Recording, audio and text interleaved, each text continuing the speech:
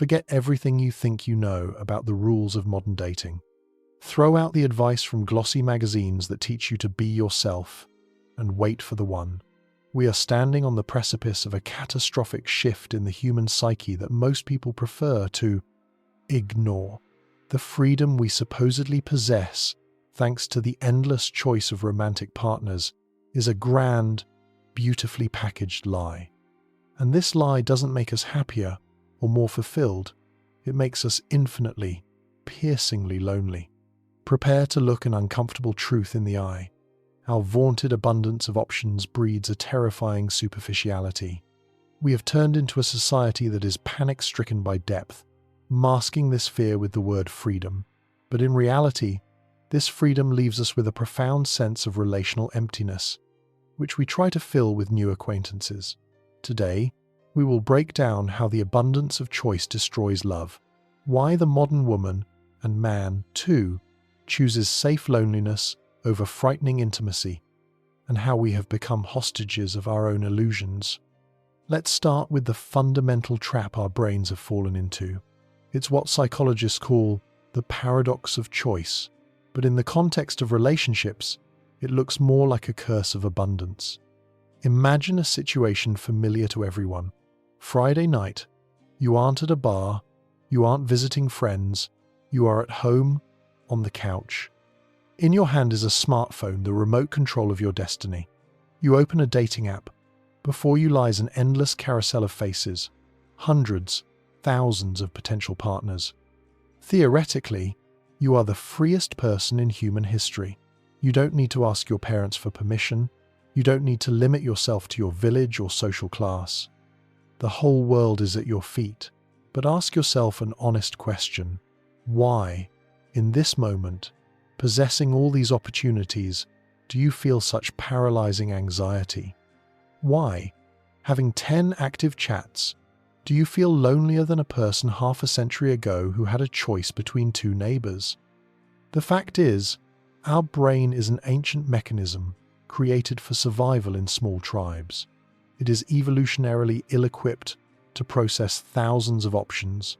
When we have two options, we choose, act, and feel satisfaction. But when there are thousands of options, our brain goes into a stupor. This isn't freedom, it's cognitive overload. Instead of joy from opportunities, we experience a background terror of making a mistake.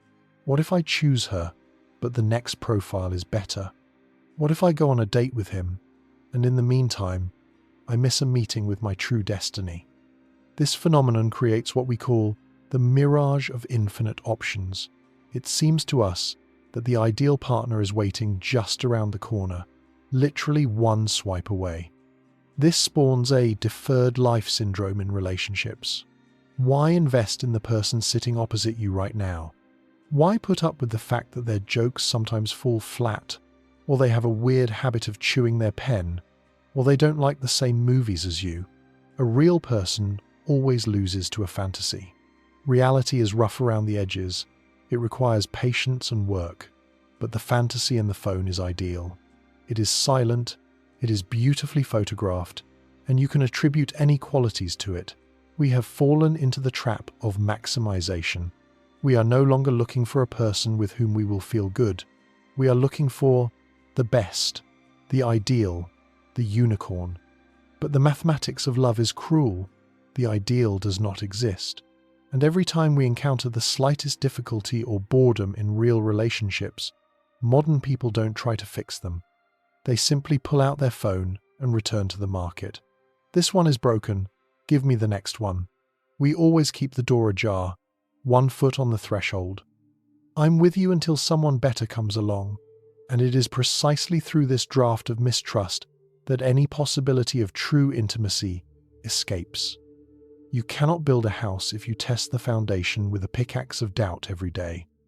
This brings us to an even darker and more cynical chapter of modern romance commodification, an economic term meaning the turning of something unique into a standard commodity.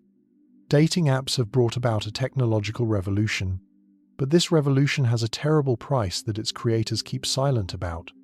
They have turned living, breathing, incredibly complex people with their traumas, dreams, and stories into static profiles, and relationships into market transactions. We are no longer looking for a soulmate. We are going shopping. We enter Tinder, Bumble, or Pure with the same consumer mindset with which we enter Amazon or AliExpress. We need something practical, stylish, low cost in terms of emotional maintenance, and with fast delivery of pleasure. Think about how we filter people. It is frightening in its mechanical nature. Height strictly over 6 feet, weight such and such, income above average. Tattoos, zodiac sign, political views, smoking habits. We set filters as if we are choosing a rice cooker with a specific set of functions. I want these options, sense of humor and generosity, but without this bug, children from a first marriage or a difficult character. We scan people for compliance with our list of requirements, our internal checklist.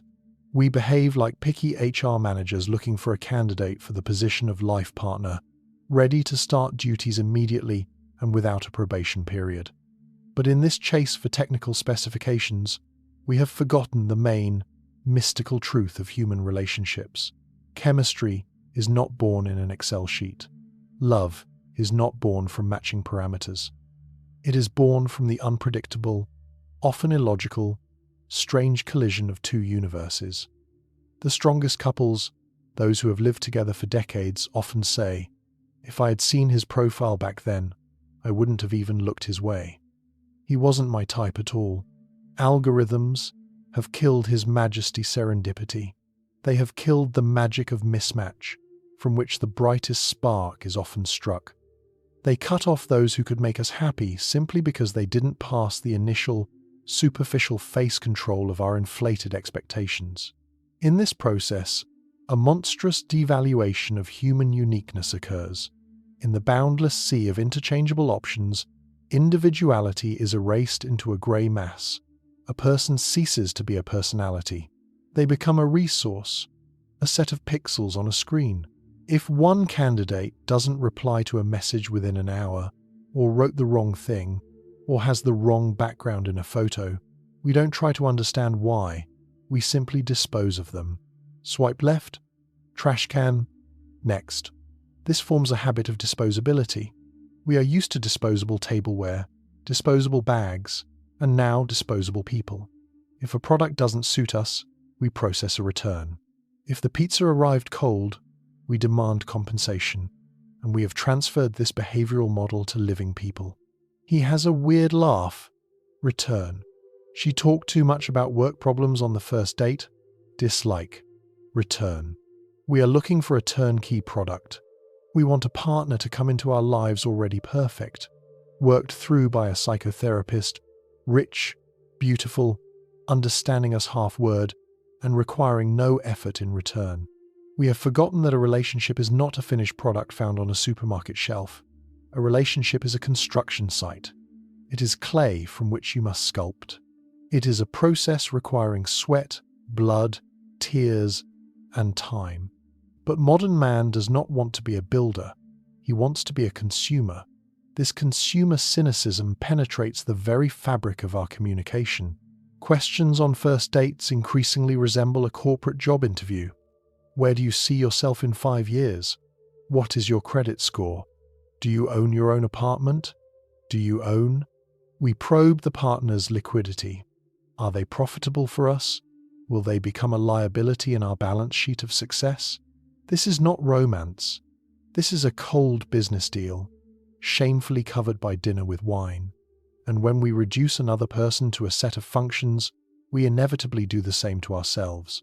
We also become a commodity in the window, trying to sell ourselves for a higher price, retouching our flaws, creating an ideal but fake personal brand. And in this shop of beautiful mannequins, living people feel unbearably cold. And where has this market logic led us? Welcome to the shallows. We are all splashing around in the kiddie pool of dating, where depth is not just unwelcomed, it is frightening, and superficiality thrives like never before in history. We have created a culture in which the first impression has become the only thing that matters. Why does superficiality win? Because it is fast, cheap, and safe. Our brains, overloaded with gigabytes of information, look for easy paths. We have forgotten how to concentrate. We make judgments about a person in a fraction of a second, exactly as long as it takes for the retina to send a signal to the brain. Pretty picture or no. In the world of dating apps, you have maybe 3 seconds to hook someone's attention before the thumb twitches to the left. This creates monstrous pressure, forcing people to create not themselves, but their advertising avatars. We put our highlights on display, the best moments of our lives. Retouched photos from Bali where we look happy and carefree, even if off camera we were taking antidepressants. Witty quotes stolen from Twitter, lists of exotic hobbies. This is a showcase. A bright, alluring showcase, behind which often hides an empty, dusty warehouse. We fall in love with images, and then are brutally disappointed when encountering living people who sweat, doubt, and don't always know what to say. We are pathologically afraid of depth because depth requires time, effort, and risk. And we don't have time. We have FOMO, fear of missing out. This fear is the main engine of the modern romantic machine. It, like an invisible puppeteer, pulls our strings, forcing us to run further. FOMO whispers, what if I go on a second date with this person, start getting attached, spend Friday evening, and at that time the ideal appears in the app, and we run. We glide over the surface like water striders, not bothering to dive. We collect first dates because they are easy, full of cheap dopamine and hope. And we avoid 10th dates because that's where the demo version ends and reality begins. That's where the work is. Sincere curiosity is dying. Remember how it was in the pre-digital era? You met someone by chance on a train, in a library, at a friend's party, and could talk for hours, trying to unravel this person like a complex, intricate book you read into every page. Now we simply read the summary, the profile bio, and decide whether it's worth spending time reading the chapter. The effort to know someone deeply seems like an inefficient use of resources to us. Too complicated. Too long. Didn't hook me in the first seconds. Why dig deep in one place, risking hitting a rock and breaking the shovel, if you can dig 100 shallow holes all over the field?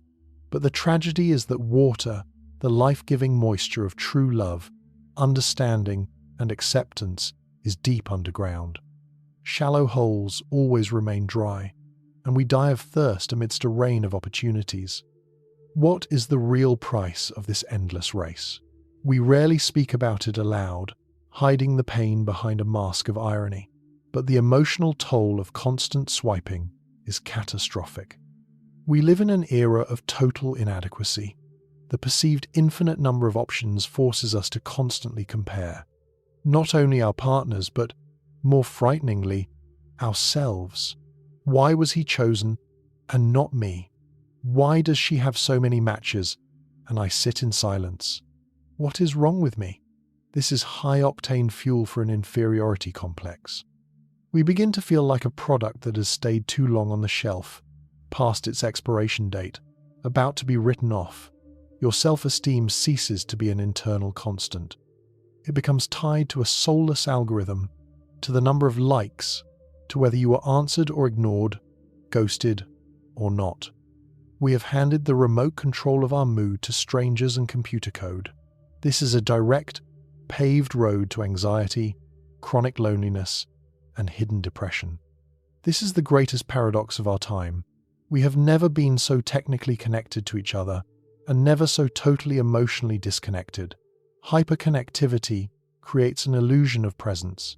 Your phone is exploding with notifications. You are messaging 5 people at once, sending memes, emojis, but you have no one to call when you have a fever of 102. You have no one to call when you are fired from your job and your world is collapsing. You are surrounded by digital noise and the attention of avatars, but you are dying of tactile hunger. This cycle of superficiality is self-perpetuating, sucking us in like a vortex. The more we get burned by empty, short, mechanical connections, the more cynical we become. We close up. We put on heavy armor of indifference. I don't need anything serious anyway. I'm just having fun. I value my freedom. But this is a lie. This is the defense mechanism of a wounded beast. We convince ourselves that we need freedom, while in reality, we are simply mortally afraid of being rejected again after showing our true, vulnerable essence. This vaunted freedom is just a beautiful, gilded cage for loneliness. Relational emptiness becomes our new normal. We get used to surrogates. We invented new terms to justify this emptiness. Situationship, benching, ghosting. We live in a world where no one owes anyone anything, where you can't ask what are we to each other, so as not to seem clingy, but where no one receives real warmth, support, and confidence in tomorrow. We have become a generation of emotional nomads who are afraid to put down roots. But is there a way out of this labyrinth of distorted mirrors? Can we return deep, real connection in a world ruled by the swipe right and consumer culture? The answer is yes, but it requires a rebellion. A real, quiet, internal uprising against the system that imposes superficiality on us. It is about returning to deep connection through mindfulness. This is not just deleting apps, although sometimes that is useful too. It is a complete change of internal philosophy. The first strategy is a radical shift in focus, quality over quantity. This requires the courage to stop running, to stop swiping as soon as you have an interesting dialogue with one living person. It is a conscious refusal of the illusion of infinite choice in favor of the reality of one specific person. It is the practice of total presence. Imagine, you are on a date. Your phone shouldn't just be face down on the table. It should be in your bag, on silent mode. You must look into the interlocutor's eyes, not through them, assessing who else walked into the bar. You must listen to hear, understand, and feel, not just to wait for your turn to speak. This is called investment of attention. In a world where attention is the scarcest and most expensive currency, giving it to someone indivisibly is the highest act of love and respect. We need to rediscover and legalize the power of vulnerability. In the world of glossy profiles and successful success, where everyone tries to seem like invulnerable superheroes, vulnerability is an act of revolution. Authentic self-expression is scary because it is risky. To say, I am looking for true love, and I am scared that I will be hurt again, instead of playing cool, independent, and eternally busy, is a colossal risk. But only vulnerability births intimacy. You cannot connect to someone through armor. Armor protects from pain, yes, but like a lead wall, it also blocks love. You will have to take it off, risking a blow, but only then can you feel the warmth of an embrace with your skin, not with metal. And finally, we need to redefine the very concept of freedom. For decades, we have been sold the idea that freedom is the ability to leave at any moment, the ability to change partners like gloves, the ability to never compromise. But let's be honest with ourselves. This is the freedom of a teenager who ran away from home so as not to wash dishes and do homework. True, adult, mature freedom is something else. It is freedom from the endless search. It is the freedom to stop this exhausting, neurotic run. It is the liberation that comes when you choose one person and decide to build depth with them, instead of gliding over the surface with thousands. Freedom is the choice to voluntarily limit your options for the sake of something immeasurably greater. It is the discipline of love. It is the understanding that the real high, drive, and ecstasy of life is not in the novelty of the first date, not in the butterflies, in the stomach that live for 3 months and feed on novelty. True depth is in the comfort of the 100th dinner, when you are known by heart, your silence is understood, your flaws are accepted, you have been seen in sickness and in health, and you are still chosen every morning. We must learn to find liberation not in the breadth of the horizon, but in the depth of immersion. Imagine you are looking for water in the desert. You can start drilling in 100 different places 1 meter deep and you will die of thirst, surrounded by 100 holes. Or you can choose one place, believe in it, and drill, drill, drill until you break through to the artesian source. A relationship is a well.